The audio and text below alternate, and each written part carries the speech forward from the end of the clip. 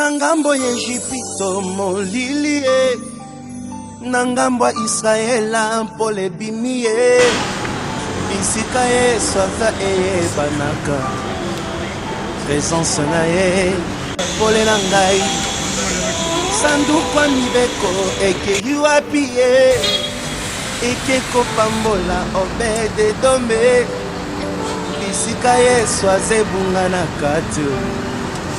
Présence na ye lipamboli nangai.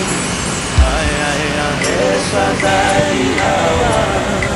Ay ay ay, Yesu azali awa. Yesu azali awa. Yesu azali awa. Yesu azali awa. Bapekisa yo nyonso me bapekisa yo koluka nzambe te na makolo na ye nde bisika tobombama esalaka nga neti liboma ye soki Yesu na ngai akitia nayebaka te napesa ye nini nyonso nazali eza se Yesu Anzima ngambo ya bomoi na ngai. Tereza mukolo na yo, bamama yanga mongo nyonso baye kotala yo elongo na libota. Tokosala tata ya biso mbala moko na Maria Luisa Kombalesa. Tata ya biko kombo ya tata. Elingi yo basala yango se lokola bakosaka mokolo esa biso lelo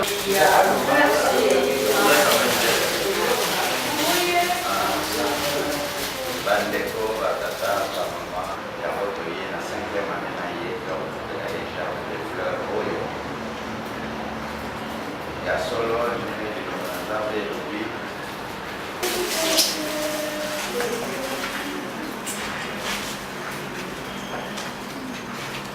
baba biso bana na yo na mongo bamama na yo na bapapa na yo na bana na yo otikelaki biso bango toza na mawa po tozomona lisusu te papa na biso me toza na esengo mpona kotia elileke olamu osalaki surtout lelo toza na sanza ya karisme nzambe na mosusu akolimbisa yo koisi kotala ndenge osali mingi toza kokanisa papa soki okei esika okomona ntango papa na biso azalaki mpe toza na yo te me tokobunda na nzambe te po ezali nzela na biso nyonso eloko na kosenga yo papa simba bana na oya na mongo po tikaki bango batelemi okitu ondekane batika eloko oyo te basangana na bana yo boti puisque bilembo tomonaka na bana ndenge otiki bana soki otali ntango papa kizenga akufi tozomona bana na bango baza kosimba lelo chance namoni bana na yo papa bana na yo batika kotika biso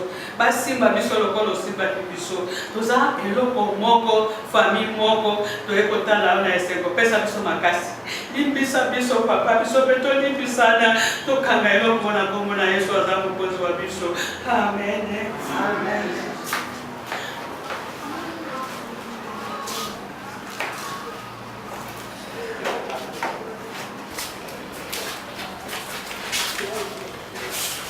Patriarche na kombo ya peuple mongo yo ozali mwana somi ya mongo yo ozali mwana groupe scolaire à Sanef en tout cas na kombo ya province Équateur mobimba grand Équateur grand ligne que nous avons que ton âme te pose toujours en paix.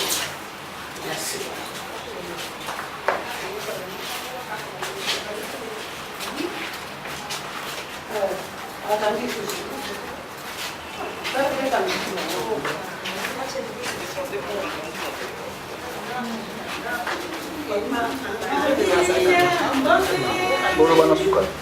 Mama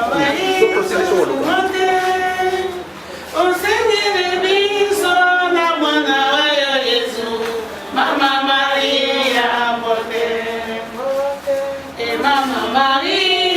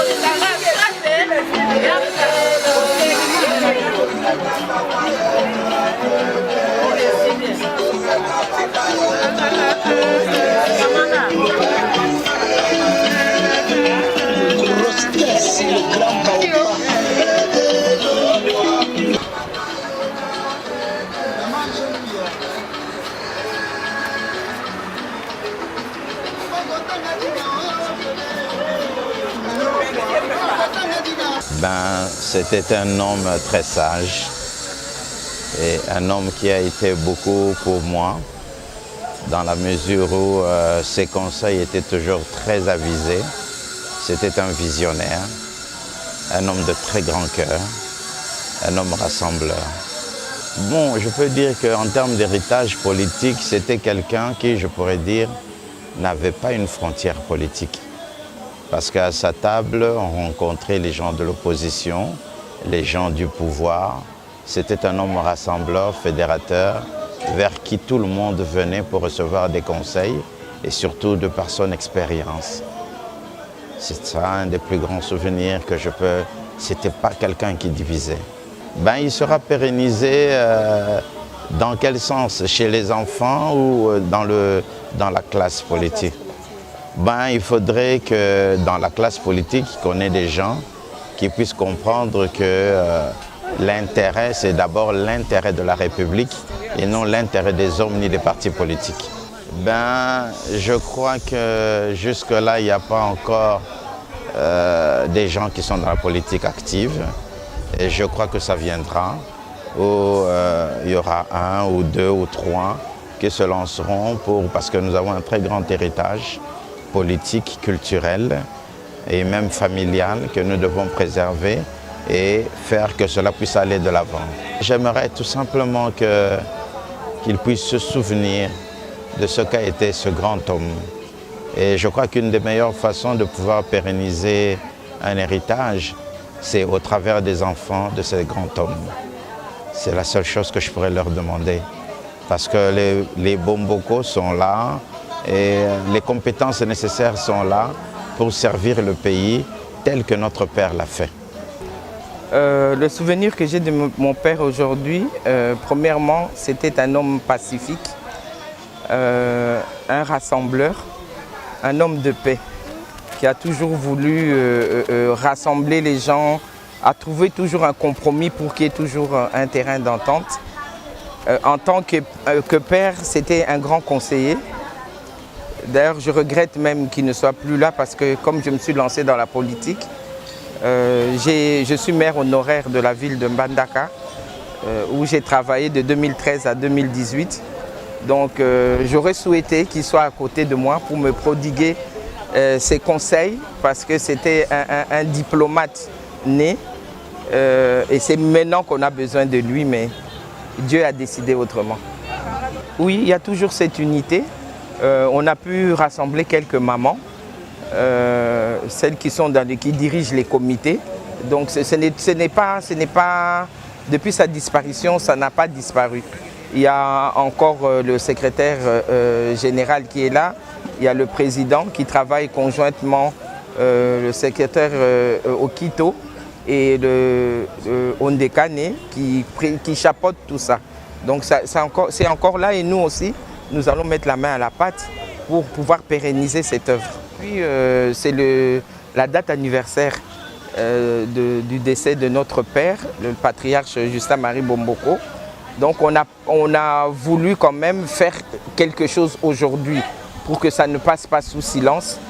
Il fallait qu'on vienne, qu'on dépose une gerbe de fleurs et que la nation aussi ait une pensée pieuse pour lui parce que c'est le père, il fait partie des pères fondateurs de l'indépendance. Il est héros national aussi.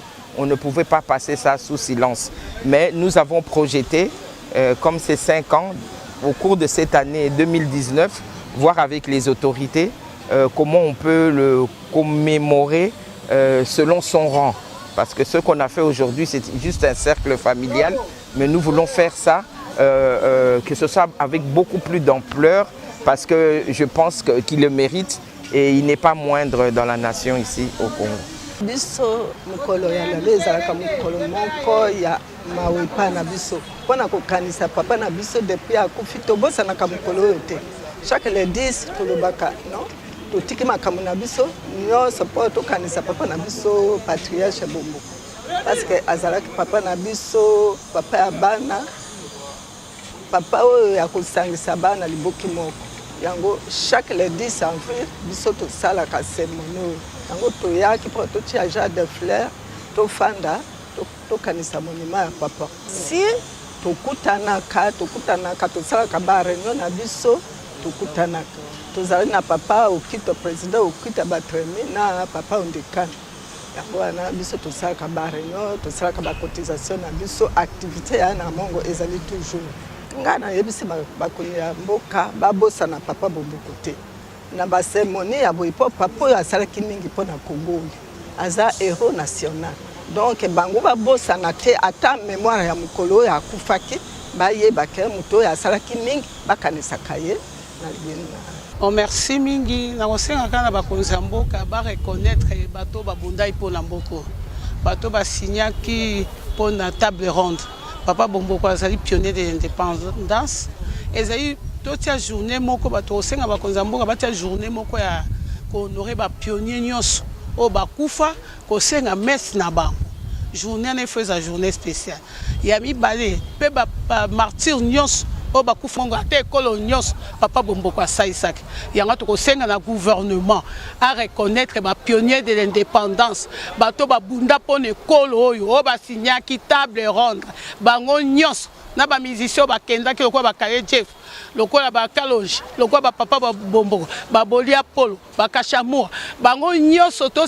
barepertorie bango mpo journée wana ezala andima ngambo ya mikumba na ngai andima ngambo ya bitumba na ngai olingwa boye namona te o bamisusu bamatati na bangomba ye babelela ye ayoka bango te nga natomboli kaka maboko apamba akiti mbangu ayoka losambo ye